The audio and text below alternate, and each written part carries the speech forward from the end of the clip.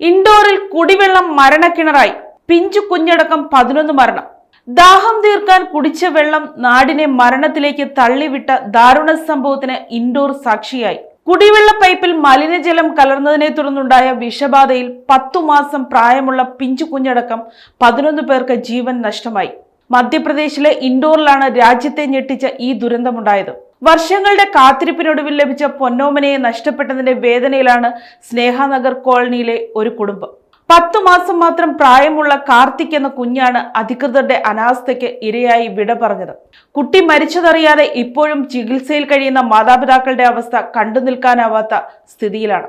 സംഭവിച്ചത് ഇങ്ങനെയാണ്. കഴിഞ്ഞ ദിവസങ്ങളിലായി പ്രദേശത്തെ വീടുകളിൽ ലഭിച്ചിരുന്ന കുടിവെള്ളത്തിന് നിറവ്യത്യാസം ഉണ്ടായിരുന്നു.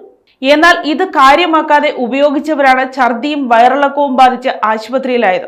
പരിശോധനയിൽ കുടിവെള്ള പൈപ്പും ഡ്രെയിനേജ് പൈപ്പും തമ്മിൽ കൂടിച്ചേർന്നതാണ് അപകട കാരണമെന്ന് കണ്ടെത്തി. കാലഹരണപ്പെട്ട പൈപ്പ് ലൈനുകൾ മാറ്റുന്നതിനും അറ്റകുറ്റപ്പണികൾ നടത്തുന്നതിലും മുനിസിപ്പൽ അധികൃതർ കാണിച്ച കുറ്റകരമായ അനാസ്ഥയാണ് ഇത്രയും വലിയൊരു ദുരന്തത്തിന് വഴിവെച്ചതെന്ന് നാട്ടുകാർ ആരോപിക്കുന്നു. കരാറുകാർ പണി പാതി വഴിയിൽ ഉപേക്ഷിച്ചതാണ് മലിനജലം കുടിവെള്ളത്തിൽ കലരാൻ കാരണമായതെന്നും റിപ്പോർട്ടുകളുണ്ട്. സംഭവത്തിൽ ഉന്നതതല അന്വേഷണത്തിന് മധ്യപ്രദേശ് സർക്കാർ ഉത്തരവിട്ടു.